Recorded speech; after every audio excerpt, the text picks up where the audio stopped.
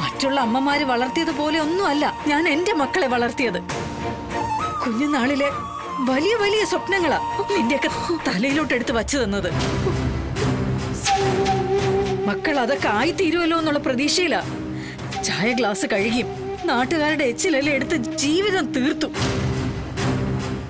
എന്നിട്ടോ ആഗ്രഹിച്ചെടുത്ത് മക്കളെത്തിയോ? അതുമില്ല. എടി, അത്യാവശ്യം മനുഷ്യന്മാരറിഞ്ഞിരിക്കേണ്ട കാര്യങ്ങൾ അറിയോ നിനക്കൊക്കെ? നിങ്ങളെ ഞാൻ വളർത്തി വലുതാക്കിയത് പോലെ തന്നെയാ നിങ്ങളുടെ ഭർത്താക്കന്മാരുടെ അമ്മമാര് അവരെ വളർത്തുന്നതും. ആ അമ്മമാർക്കും കാണും ആഗ്രഹങ്ങളും പ്രതീക്ഷകളും ഒക്കെ. അവരുടെയൊക്കെ ജീവിതത്തിലേക്ക് ഒരു പെണ്ണ് വന്ന് കയറിയെന്നും പറഞ്ഞ് അവരതൊക്കെ മാറ്റി എഴുതണോ? ഇതൊക്കെ നിനക്കൊക്കെ നേരത്തെ പറഞ്ഞു തരേണ്ടതായിരുന്നു. ഇനി കതറിക്കൊണ്ട് പളം വെച്ചിട്ട് എന്തിനാ? ഈ പ്രായത്തിലെ ഞാൻ പുതിയ ചില പാഠങ്ങൾ പഠിക്കുന്നുണ്ട്. എടി, കളക്ടർ ആവുന്നതിലൊന്നും അല്ലടി കാര്യം. ആദ്യമേ നല്ലൊരു വീട്ടമ്മ ആവണം, നല്ലൊരു ഭാര്യയും അമ്മയും ഒക്കെ ആവണം. അത് കഴിഞ്ഞ് ഭരിച്ചാ മതി നീ ഈ നാടൊക്കെ.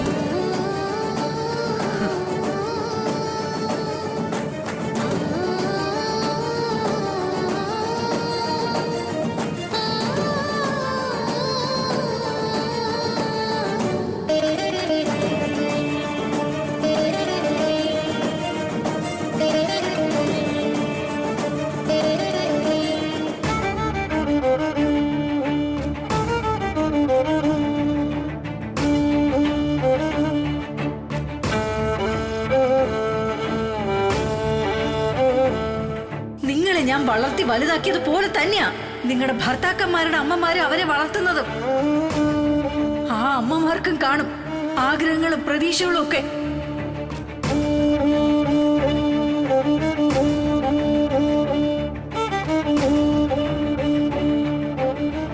ഞാൻ ഒന്ന് പറയട്ടെ, താഴെ എന്താണ് പ്രശ്നം?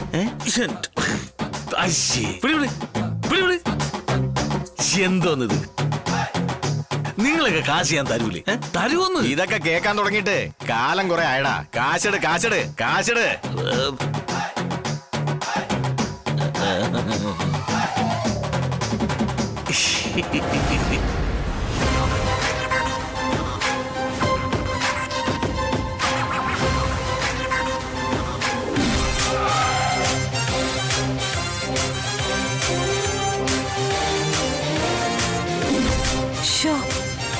എന്താടി?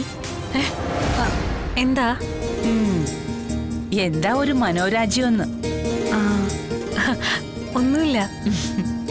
കുഞ്ഞിന്റെ പേരിടിയിൽ ചടങ്ങ് വരെ എത്തിയോ? എന്താമ്മേ? നിന്റെ സ്വപ്നം കുഞ്ഞിന്റെ പേരിടിയിൽ ചടങ്ങ് വരെ എത്തിയോന്ന്? ഇല്ല, കല്യാണം വരെ. അമ്മയ്ക്ക് എങ്ങനെ മനസ്സിലായി? ജനിച്ചപ്പോ മുതൽ കണ്ടോണ്ടിരിക്കുന്നതല്ലേ നിന്നെ ഞാൻ. ജഗദീപേട്ടനും ഞാനും തമ്മി നല്ല മാച്ച് ആയിരിക്കും അല്ലേ അമ്മേ? പിന്നല്ലാതെ. നിനക്ക് ചേർന്നതായി ഈ ഭൂമിയിൽ ഒരാളുണ്ടെങ്കിൽ അത് ജഗദീപ് മാത്രം. ഇവനെ പോലൊരു ലോക കഞ്ഞിയെ ഞാൻ ഇതുവരെ കണ്ടിട്ടില്ല. മരപ്പട്ടി, ഈന, ബേജി, കഴുത, പന്നി, പോത്ത്, അങ്ങനെ നിങ്ങൾക്ക് ഇഷ്ടമുള്ള ഏത് പേര് വേണമെങ്കിലും എന്നെ വിളിച്ചു. പക്ഷെ തൽക്കാലം എന്നെ ഒന്ന് വെറുതെ വിടൂ. ഇങ്ങനെ പോട്ടെ പോട്ടെ എന്ന് വെച്ചാടാ ഞങ്ങളുടെ കളസം കീറിയത്. എങ്ങനെ ഒരു കളസമല്ലേ? അത് തുന്നിയാ പോരെ? അന്ന് കൊണ്ടുപോ, ഞാൻ തുന്നി തരാം. തമാശ പറയുന്നോടാ. അണ്ണോ, ഇടിക്കല്ലേ അണ്ണ? അടങ്ങി നിക്കണം. നിന്നെ തല്ലുന്നത് പട്ടിയെ തല്ലുന്നതിന് സമാണെന്ന് അറിയണം. അതുകൊണ്ട് നിന്നെ തല്ലുന്നില്ല. Thank you. ഞങ്ങളുടെ പണം കിട്ടിയാ മതി. പണോ? ഏത് പണം? നീ ശരിക്കും കൊള്ളുവേ? എന്നാ സത്യം, ഈ പല വകുപ്പിലും പലർക്കും കൊടുക്കാനുള്ളതുകൊണ്ട് എനിക്ക് ഇടയ്ക്കിടയ്ക്ക് അമ്നീഷ്യ വരും. പക്ഷേ നിങ്ങൾ ആരും വിഷമിക്കണ്ട. നിങ്ങൾ എല്ലാവരുടെയും കണക്ക് കൃത്യമായിട്ട് ബുക്കിൽ എഴുതി വെച്ചിട്ടുണ്ട്. എന്നാ ആ ബുക്ക് നോക്കിയിട്ട് നീ പണം തന്നാ മതിയടാ. ഓക്കെ, ഇപ്പൊ പ്രശ്നം തീർന്നല്ല, എല്ലാം സോൾവല്ല. ഓക്കെ, ഇനി ഒരു സത്യം ഞാൻ പറയും. അത് കേട്ട് നിങ്ങൾ ആരും ഞെട്ടരുത്. ഓക്കെ? ആ ബുക്ക് എന്നെ ഒന്ന് കളഞ്ഞു വേണ. അടിച്ചു കൊല്ലടാ ഈ പട്ടിയെ. നിന്നെ ഇന്ന് അയ്യോ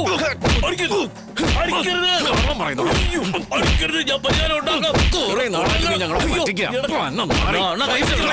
കയ്യിൽ കമ്പി.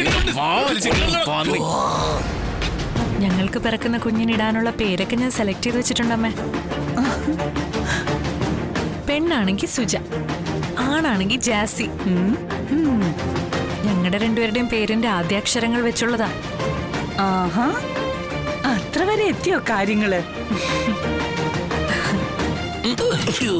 എണീക്കടാ. പുളിമാ പഞ്ചായത്ത് തന്നെയാടേ. ഇങ്ങോട്ട് മാറിക്കടാ. ഇപ്പൊ നിന്റെ അമനീഷ മാറിയാടാ.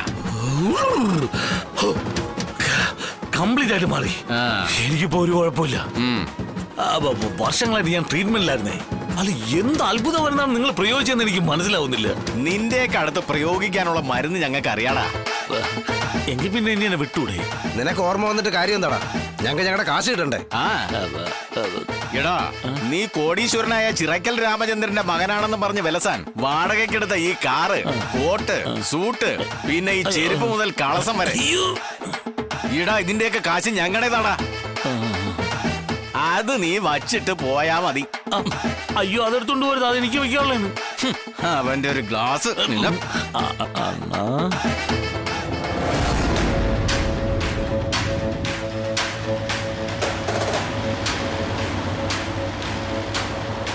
അയ്യോ, ഈ വരുന്നത് സുസ്മിതയുടെ കാറാണല്ലോ. എന്താടാ? അണ്ണാ, ഇങ്ങോട്ട് നോക്കടാ. സൈഡ് പറഞ്ഞ ഇങ്ങനെ പോവാ. നീ എന്താ ഒളിച്ചു കളിക്കല്ലേ?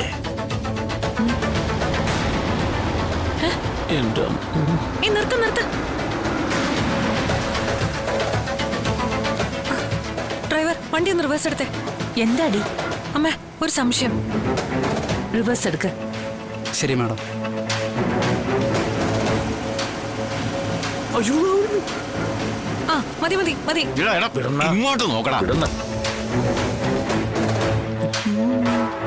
നീ ഇതാര് കാണാതിരിക്കാനാ മുഖം ഒളിപ്പിച്ച് പിടിക്കുന്ന? അയ്യോ, പിടിക്കല്ലേ അവര്. എന്താന്ന് പോലും അറിയില്ല. അമ്മേ നോക്ക്. നിക്കാം. എന്താടി അത്?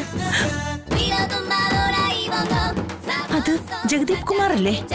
അതാ എനിക്ക് മനസ്സിലാവാത്തെ. പക്ഷെ മുഖത്തിനൊരു കോട്ടം ഉണ്ടല്ലോടി. ഇനി ജഗദീപിന്റെ ഇരട്ട സഹോദരനോ മറ്റോ ആണോടി? അമ്മ എന്തേ പറയുന്നേ? ഇരട്ടയാണെങ്കിലും അത് ചിറക്കൽ രാമേന്ദ്രന്റെ മകൻ തന്നെയല്ലേ? ഓ, അതും ശരിയാ. എന്താടാ ദേവി, ഇത് പൊക്കോട്ടെന്നാ. ഇനി ചിറക്കൽ രാമേന്ദ്രന് എന്തെങ്കിലും അബദ്ധം സംഭവിച്ചതാണെങ്കിലോ? അമ്മ എന്തേ പറയുന്നേ? നമ്മൾ എന്തിനാ ഇവിടെ ഇരുന്ന് തല പോയിക്കുന്നേ? അങ്ങോട്ട് ഇറങ്ങി ചോദിച്ചാ പോരെ? ആ, എന്നാൽ ഇറങ്ങ്. വാ.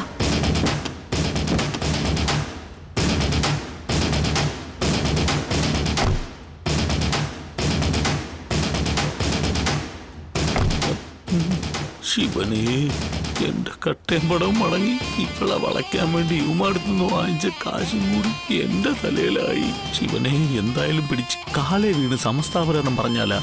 എനിക്ക് ഇനി പെണ്ണുങ്ങളെ കൂടി കൊള്ളാൻ വയ്യ.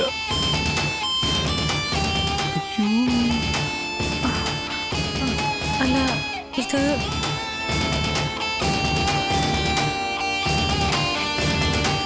ഇത് ജഗദീപ് കുമാർ അല്ലേ? അതെ, എന്റെ മുഖം എങ്ങനെയാണ്? പക്കാ ഫ്രോഡാ. ചിറക്കൽ രാമേന്ദ്രന്റെ മകൻ. ചിറക്കൽ രാമചന്ദ്രന്റെ മകനൊന്നുമല്ല. ശുദ്ധ തട്ടിപ്പാ, ശുദ്ധ തട്ടിപ്പ്. ശിവനെ, സകലത്തും പൊളിഞ്ഞെന്നാണ് തോന്നുന്നത്. നീ വന്നേ. പറയടാ, പൈസ ഇപ്പൊ തരൂടാ. എല്ലാം വ്യക്തമായിട്ട് കണ്ടല്ലോ. നമ്മളെ അവൻ ഫോളാക്കുകയായിരുന്നു. അവന് ഇനി എന്താ ചെയ്യേണ്ടതെന്ന് നീ പറഞ്ഞാ മതി. അമ്മേ,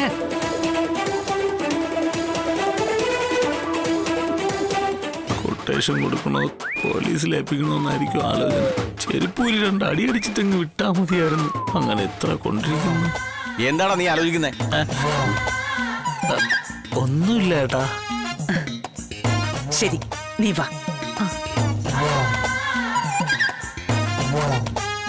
ഇയാളെ എന്തിനാ ഇവിടെ പിടിച്ചു നിർത്തിയിരിക്കുന്നത്? ഇവനെ ഞങ്ങൾക്ക് കാശ് തരാനുണ്ട് മാഡം. ചോദിക്കുമ്പോ ഓരോ ഒഴിവ് കഴിവുകളങ്ങ് പറയും. പിന്നെ മാസങ്ങൾ കഴിഞ്ഞ് ആ കണ്ണിപ്പെടുന്ന തന്നെ. എത്ര കാശാ ഇയാള് നിങ്ങൾക്ക് തരാനുള്ളത്? അത് പിന്നെ മോളെ, കാറിൽ നിന്ന് അതിങ്ങെടുത്തോണ്ട് വാ.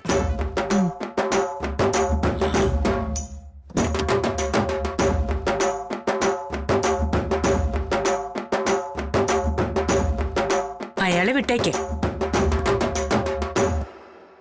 നിങ്ങൾക്ക് ഓരോരുത്തർക്കും തരാനുള്ള കാശ് അണാ പൈസ തീർത്ത് ഈ സരള തരും. ഈ ഫ്രോഡിനെ നമ്പിട്ടോ? അത് നിങ്ങൾ അറിയേണ്ട കാര്യമില്ലല്ലോ. ഓരോരുത്തർക്കും തരാനുള്ള പണം എത്രയാണെന്ന് ഒരു ലിസ്റ്റ് എഴുതി എന്റെ അടുത്തേക്ക് കൊണ്ടുപോവാ. അത് ഞാൻ സെറ്റിൽ ചെയ്തിരിക്കും. മാഡം, ലക്ഷങ്ങൾ വരുമേ. So what? എനിക്കതൊരു പ്രശ്നമല്ലെങ്കിലോ? എന്റെ മൊബൈൽ നമ്പർ നോട്ട് ചെയ്തോ.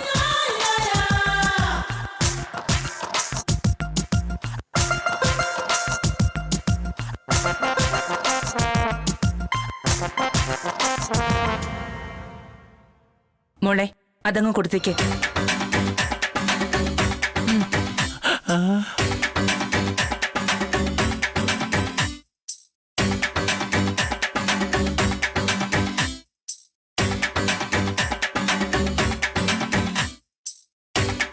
ഇത് നിങ്ങളുടെ വിശ്വാസത്തിനായി തൽക്കാലത്തേക്കുള്ള ഒരു അഡ്വാൻസ് വെച്ചോളൂ.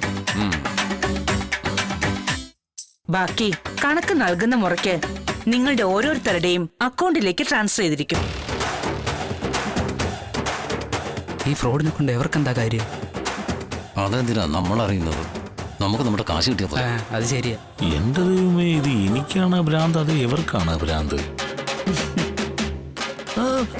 ജഗദീപ് കുമാർ വാ. അല്ല, അത് പിന്നെ ഞാൻ ഇവിടെ തന്നെ അങ്ങ് നിന്നാ പോരെ?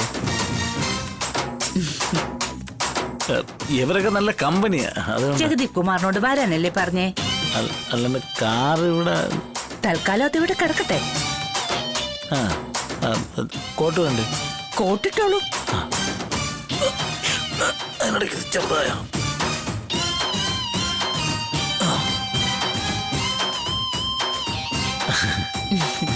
ക്ലാസ് എന്റെ. ഓ, ഇതാ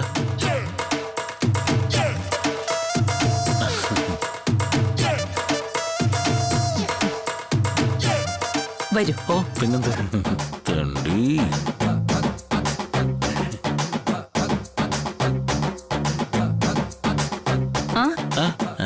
അവിടെയല്ല, ബാക്ക് സീറ്റില്. ശിവനെ, പറചട്ടിന്ന് എരുതിയിലേക്കാണല്ലോ. ബാക്കി ഇരിക്കാം. തുറന്നോ. ആരാ ഇവര്? മോള് കയറ.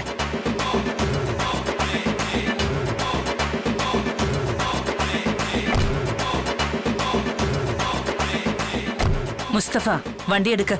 ശരി മാഡം.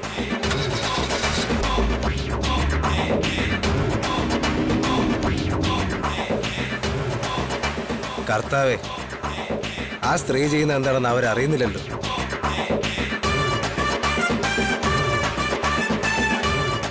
ലക്ഷങ്ങൾ മുടക്കി സ്വന്തം കുരിശ് കാറിലെടുത്തോണ്ട് പോവേണം അവര്.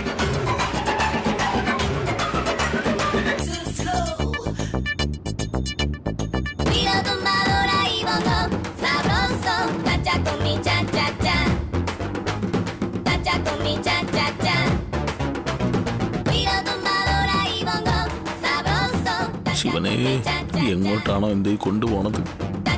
അറക്കാൻ വില കൊടുത്ത് വാങ്ങിയ മാടിനെ കത്തിക്ക് കഴുത്തറക്കുകയാണോ അതോ തല്ലിക്കൊല്ലുകയാണോന്ന് ഞാൻ അറിഞ്ഞിട്ട് ഇനി എന്ത് കാര്യം?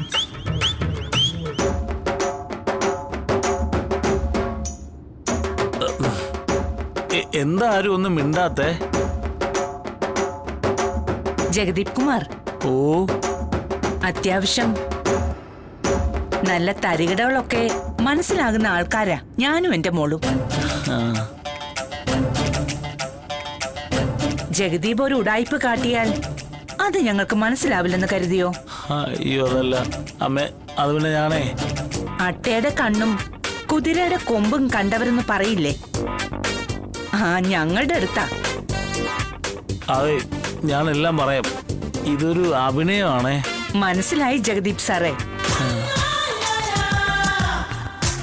സാറിനെ എല്ലാരും കൂടി പിടിച്ചു നിർത്തിയിരിക്കുന്നത് കണ്ടപ്പോ ഞാനൊന്ന് സംശയിച്ചു ആദ്യം. പിന്നല്ലേ ഇവള് കാര്യം പറഞ്ഞത്. സാധാരണക്കാരിയായ പെൺകുട്ടിയെ കണ്ടെത്താൻ സാർ തന്നെ നേരിട്ട് ജനങ്ങൾക്കിടയിലേക്ക് ഇറങ്ങിയതാണെന്ന്. അതിനുവേണ്ടി ആളുകൾക്കിടയിൽ സാർ പിച്ചക്കാരനായോ ലോട്ടറിക്കാരനായോ ഒക്കെ അഭിനയിക്കുമെന്ന് പറഞ്ഞപ്പോ ഇങ്ങനൊരു തട്ടിപ്പുകാരനായി അഭിനയിക്കുമെന്ന് ഇവള് സ്വപ്നത്തിൽ പോലും കരുതിയില്ല. എന്റെ രാജകുമാരിയെ കണ്ടെത്താനായി ഞാൻ സാധാരണ ജനങ്ങൾക്കിടയിലേക്ക് ഇറങ്ങാൻ പോവുകയാണ്.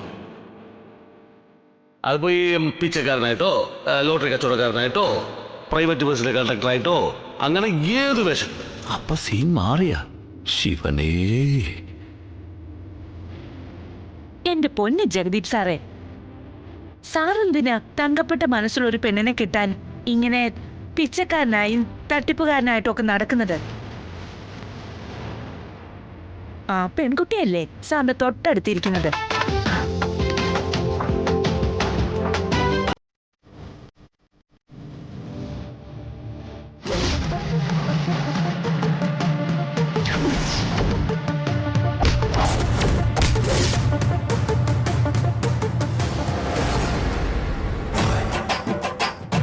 എന്റെ മോളോട് സാറിനൊരു ചെറിയ ഇഷ്ടമുണ്ടെന്ന് എനിക്കൊരു സൂചന തോന്നിയിട്ടുണ്ട്.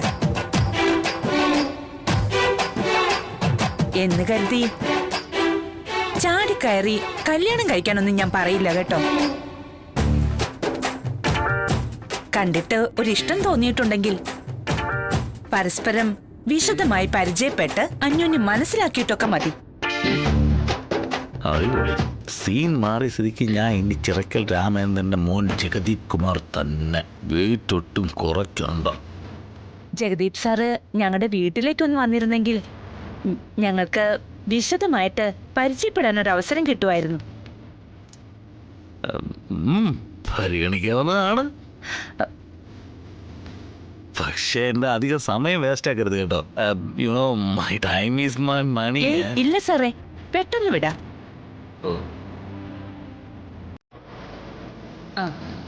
മുസ്തഫ, കാർ വീട്ടിലേക്ക് തന്നെ പോട്ടെ. ശരി മാഡം.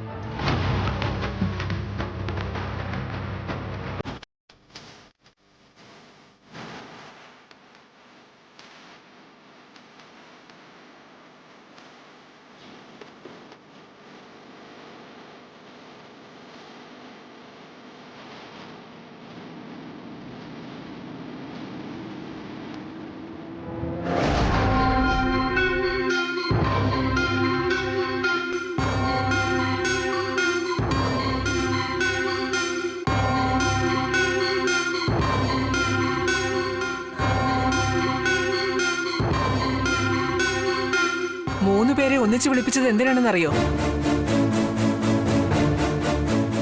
നിങ്ങൾ 3 പേരുമാണ് ഈ വീട്ടിലെ പെണ്ണുങ്ങൾ. അക്കാര്യം ഒന്ന് ഓർമ്മിപ്പിക്കാനാ.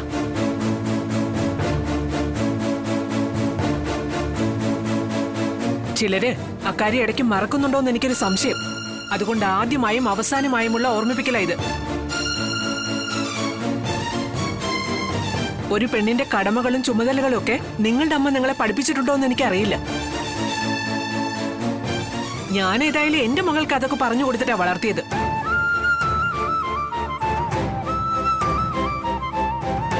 ഒരു വീട്ടിൽ ഏറ്റവും ആദ്യം ഉണരുകയും ഏറ്റവും അവസാനം ഉറങ്ങുകയും ചെയ്യുന്നവളാ പെണ്ണ്. അതിനിടെ ആഹാരമുണ്ടാക്കുകയും പാത്രം കഴുകുകയും മുറ്റം തൂക്കുകയും വീട് അടിച്ചു തുടയ്ക്കുകയും വസ്ത്രം അലക്കുകയും ഒക്കെ വേണം.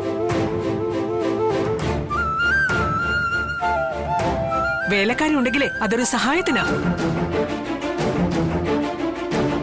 അല്ലാതെ നിങ്ങൾക്ക് കട്ടിലിൽ കാലും നീട്ടിയിരുന്ന് മൊബൈലിൽ കളിക്കാനുള്ള ലൈസൻസ് അല്ല. ജോലിയുള്ള സ്ത്രീകൾ പോലും സ്വന്തം വീട്ടിൽ അതൊക്കെ ചെയ്യാറുണ്ട്. ഇവിടെ ആർക്കും ജോലിയൊന്നും ആയിട്ടില്ലല്ലോ. പേഷ്കാരാവെന്ന് പറയുന്നതല്ലേ ഉള്ളൂ. സ്വന്തം വീട് ഭരിക്കാൻ അറിയാത്തവരാ നാട് ഭരിക്കാൻ പോകുന്നത്. ഒരു ഹോട്ടൽ നടത്തിക്കൊണ്ടു പോകുന്ന ആളല്ലേ നിന്റെ അമ്മ. ഹോമകുണ്ടത്തിന്ന് പൊങ്ങി വരുന്നതല്ല ഭക്ഷണം. അതിനു വേണ്ടി ഹോമിക്കുന്നതാ ഒരു പെണ്ണിന്റെ ജീവിതം. നേരെ ചൊവ്വയൊരു കാപ്പി ഇടാൻ അറിയാൻ വയ്യാത്ത നീയൊക്കെ എന്തിനാടി ഒരു പെണ്ണാന്നും പറഞ്ഞ് ജീവിച്ചിരിക്കുന്നത്? മേലാൽ ഈ വീട്ടിലെ ആണുങ്ങൾ ആരെങ്കിലും ഒരു ഗ്ലാസ് വെള്ളം എടുക്കാനെങ്കിലും അടുക്കള കയറുന്നത് ഞാൻ കണ്ടാൽ 3 പട്ടിണിക്കിടും ഞാൻ. പച്ചവെള്ളം തരത്തില്ല. എന്റെ മകള് പ്രീതിയോടും കൂടിയാ ഞാൻ ഈ പറയുന്നത്. ഭാമേ, ഇതൊക്കെ പഴയ സങ്കല്പങ്ങളല്ലേ? ഭാര്യയും ഭർത്താവ് ഒരുമിച്ച് വീട് നോക്കുന്ന ഇപ്പോഴത്തെ കുട്ടികളുടെ രീതി.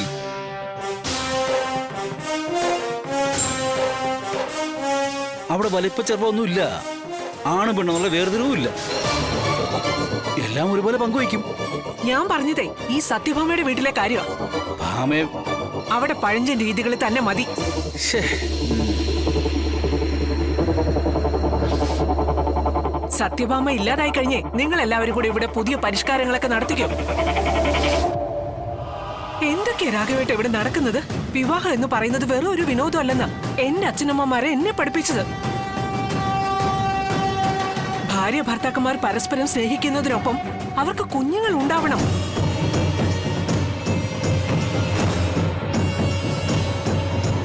സ്വന്തം കുടുംബത്തോടും സമൂഹത്തോടും മനുഷ്യവംശത്തോടും ഒക്കെ അവർ ചെയ്യുന്ന ഒരു നീതിയത്. അല്ലാതെ മൃഗങ്ങളെ പോലെ ജീവിച്ചിട്ട് എന്തിനാ? ഇവിടെ ചിലർക്ക് സ്വന്തം ജീവിതത്തോട് മാത്രമേ സ്നേഹമുള്ളൂ. അവർക്ക് കൂടുതൽ പഠിക്കണം, പേരെടുക്കണം, കളക്ടറോ പേഷ്കാരോ ഒക്കെ ആവണം. എന്തിനാ? സത്യഭാമയേക്കാൾ പേരെടുക്കാൻ, സത്യഭാമയെ തോൽപ്പിക്കാൻ.